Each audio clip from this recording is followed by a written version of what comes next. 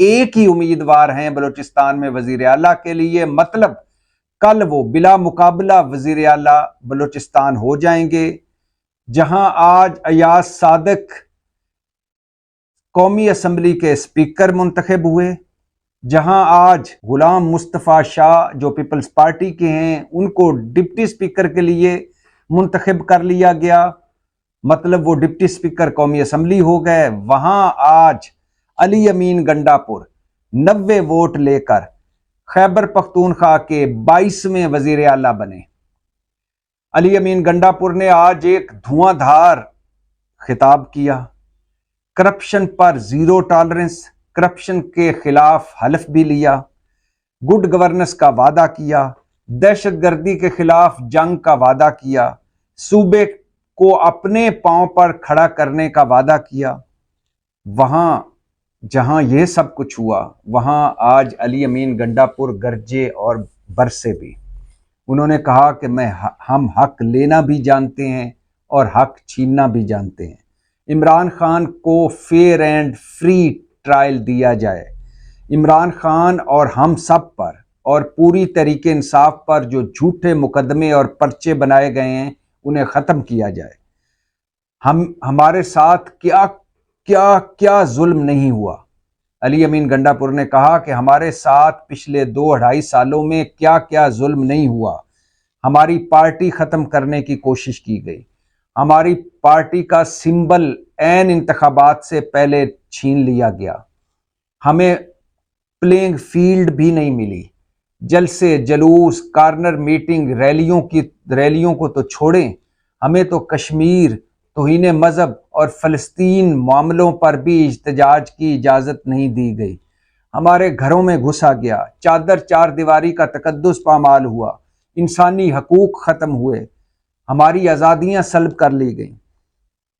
और अली अमीन गंडापुर ने कहा कि मैं खैबर पख्तूनख्वा पुलिस को कहता हूँ, आईजी से कहता हूँ कि जो हम पर नाजायज़ मुकदमे हुए हैं, जो हम पर नाजायज़ FIRें काटी गई हैं, उनको 1 हफ्ते के अंदर ख़त्म किया जाए। मैं 1 हफ्ते का वक़्त दे रहा हूँ, अगर ना ख़त्म हुए तो फिर सज़ा के लिए सब तैयार हो जाएं। अली अमीन गंडापुर की सारी अच्छी बातों को छोड़कर जो आज उन्होंने अच्छी बातें की, पूरे मीडिया में शोर मचा हुआ है कि उन्होंने किस अंदाज में धमकियां दी। बिलाशुबा मैं अक्सर कहता हूं और बार बार कह रहा हूं कि इस वक्त मुल्क बड़े नाजुक तरीन हालात से गुजर रहा है। बदतरीन मुआशी बुरान का हमें सामना है और बदतरीन मुआशी बुरान तभी ख़त्म हो सकता है जब हम बदतरीन सियासी बुरान ख़त्म करें। और इस बदतरीन सियासी बुरान में जो नफरत और तकसीम है, उस आग पर पानी डालना चाहिए। हमें आगे बढ़ना चाहिए।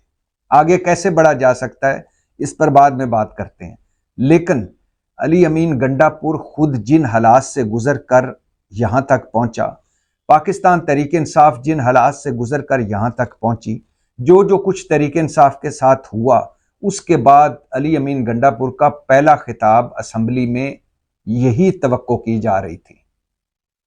और अगर असम्बली में वो बोले हैं, उन्होंने दिल की भड़ास निकाली है, तो बर्दाश्त करें, सब्र करें, तहम्मुल करें।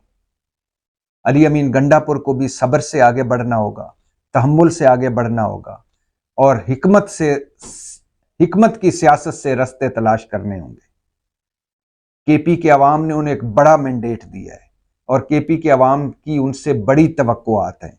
जहां ये तवक्कुआत भी हैं कि केपी के अवाम ने इमरान खान के हक में वोट दिया है, इमरान खान के खिलाफ जो झूठे और जाली मुकदमे हैं उनके खिलाफ वोट दिया है, वहां केपी के अवाम के मसाइल भी हैं, सूबे के मसाइल भी हैं।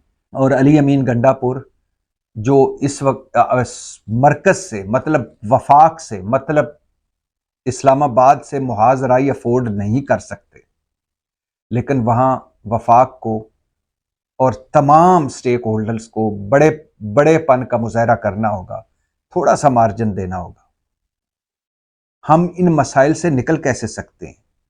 इन मसाइल से निकलने का रास्ता है हीलिंग, डायलॉग। और ये डायलॉग किन इश्यूज पे होना चाहिए? सबसे पहले ये इलेक्शन था, या एक्शन, इलेक्शन था या एक्शन, धांधली, झुरलू, मैंडेट चोरी जो किया गया, इस पर अगर कमीशन सुप्रीम कोर्ट नहीं बनाती तो मुतलका फोरम्स पर जिन पर तहरीक इंसाफ गई हुई है उन मुतलका फोरम्स को इंसाफ के फैसले करने होंगे और बर वक्त फैसले करने होंगे। ये मामला खत्म करें। फिर गैर जरूरी झगड़े खत्म करने चाहिए, गैर जरूरी फ्रंट खत्म करने चाहिए। वो कौन से हैं? जैसे पाकिस्तान तहरीक इंसाफ को खवातीन की नशिस्तें देना हो, अकलीती नशिस्तें देना हो, या जो झूठे और मनगढ़ंत मुकदमे हों उनको ख़त्म करना चाहिए। उनको नशिस्तें, खवातीन की नशिस्तें देनी चाहिए, अकलीती नशिस्तें देनी चाहिए। मैं उन मुकदमों की कभी बात नहीं करता कि जिन मुकदमों की में कुछ हकीकत है। 9 मई के मुकदमे वो अदालतों को ख़त्म करना है। इमरान खान को जिन मुकदमों में सज़ा हुई है वो बड़ी अदालतों में आप जा रहे हैं, वो ख़त्म करें। लेकिन जो झूठे मुकदमे हैं, जो जाली मुकदमे हैं, जो मनगढ़ंत मुकदमे हैं, जैसे 200 मुकदमे तो सिर्फ इमरान खान पर हैं, सारे मुकदमे सच्चे नहीं हैं, उन झूठे मुकदमों को ख़त्म करें। इससे सियासत में नफरत का उनसर कम होगा, सियासत में तकसीम की आग जो लगी हुई है वो कम होगी। इसी तरह जो पाकिस्तान तहरीक इंसाफ के दूसरे सियासतदानों पर जो झूठे और मनगढ़ंत मुकदमे हैं उनको ख़त्म करना होगा, आगे बढ़ना होगा। गैर जरूरी झगड़े, गैर जरूरी फ्रंट्स को बंद करना होगा। पाकिस्तान तहरीक इंसाफ जीत चुकी है, उनका जो खवातीन की नशिस्तें उनका हक है, उनको मिलनी चाहिए, अकलीती नशिस्तें उन्हें मिलनी चाहिए। और कम अज कम पाकिस्तान और मईशत पर सबको इकट्ठे होना होगा, सारे स्टेक होल्डर्स को, जिनमें अदलिया है, जिनमें एस्टेब्लिशमेंट है, जिनमें सहाफत है, जिनमें सियासत है, सबको पाकिस्तान पर और मईशत पर इकट्ठे बैठना होगा, डायलॉग करना होगा और बंद रास्ते खोलना होंगे। तो अली अमीन गंडापुर आज गरजे बरसे और ये तवक्को के ऐन मुताबिक था और असम्बली में बोले, अच्छा किया, जो कुछ दिल में था वो निकाला। अब उन पर जिम्मेदारी है खैबर पख्तूनख्वा सूबे की। उन्हें गैर जरूरी झगड़ों में नहीं पड़ना चाहिए और गैर जरूरी फ्रंट नहीं खोलने चाहिए।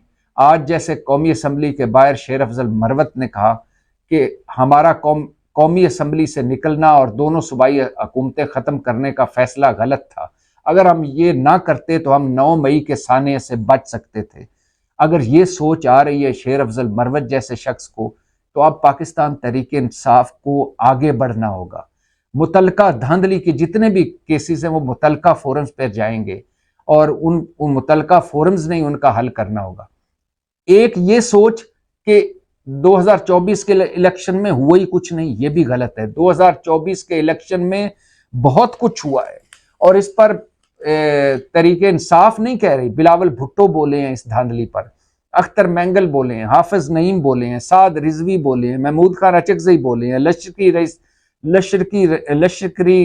लश्करी रईसानी बोले हैं, कमरुज़्ज़मान कायरा बोले हैं, पीर पगाड़ा बोले हैं, अमल वली बोले हैं, सिराजुल हक बोले हैं और इस पर मुशाहिद हुसैन सैयद बोले हैं, शाहिद खाकान अब्बासी बोल चुके हैं, सादिया अब्बासी बोली हैं, मिफ्ता इस्माइल बोले हैं, डॉक्टर निसार चीमा बोले हैं और हाफिज नईम, पीर पगाड़ा, जवेद लतीफ़, यानी सारे के सारे बोल रहे हैं, सब अपने अपने अंदाज में बोल रहे हैं। तो इस मसले को हल करना चाहिए और आगे बढ़ना चाहिए।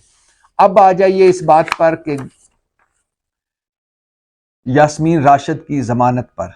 यास्मीन राशिद जो कई मुकदमों में इस वक्त गिरफ्तार हैं और ज़्यादातर उन पर मुकदमे हैं 9 मई के। एक मुकदमा जो लाहौर का गुलबर्ग वाला था, आज उसमें उनको ज़मानत मिली है।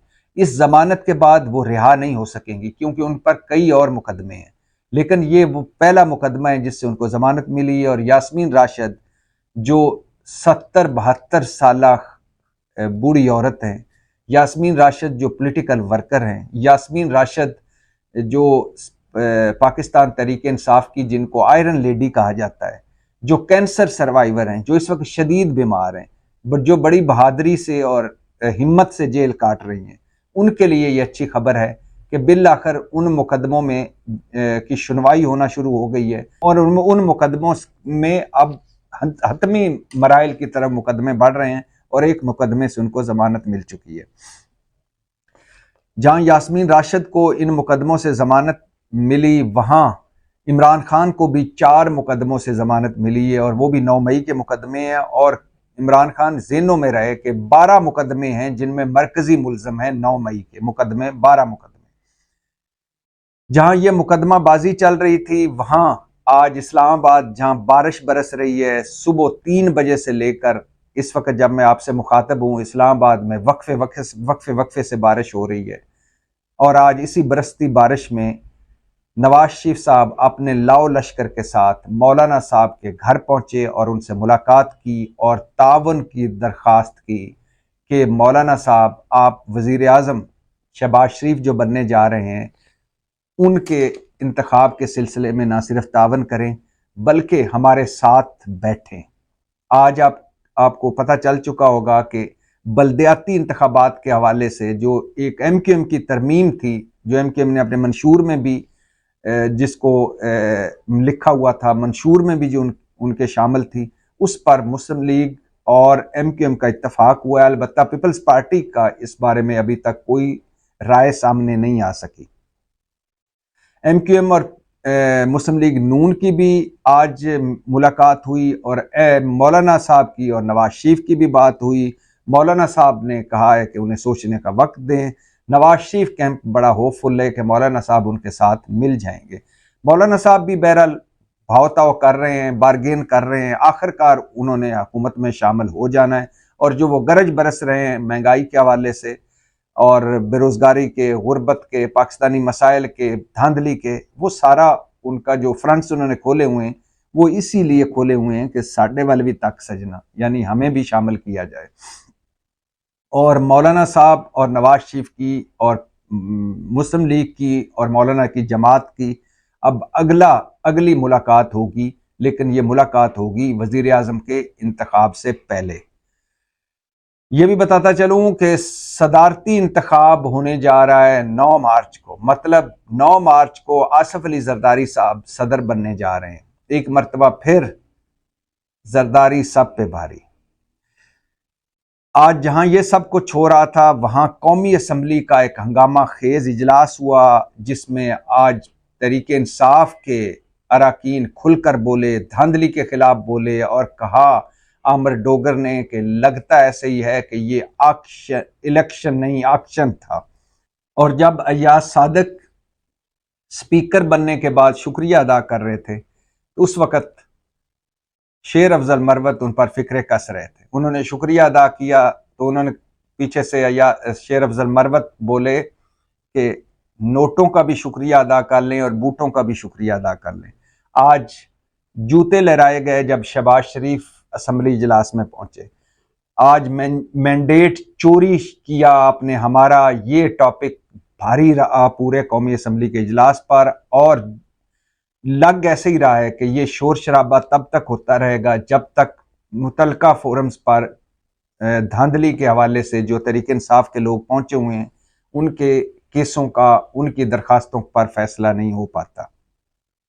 जहां आज ये सब कुछ हो रहा था वहां इमरान रियाज जिनको एंटी करप्शन पंजाब ने एक मुकदमे में गिरफ्तार किया हुआ था, 2022 का एक जाली और मनगढ़ंत सा मुकदमा था कि एक झील है जो उनके फार्म हाउस के करीब है, उस झील का उन्होंने सस्ते दामों में ठेका लिया था। लेकिन इमरान रियाज ने कहा कि उन्होंने 1 करोड़ सवा करोड़ की जो लास्ट ठेका जिसने झील का लिया था, मैंने तो 4 करोड़ का लिया है ठेका और ज्यादा का लिया है।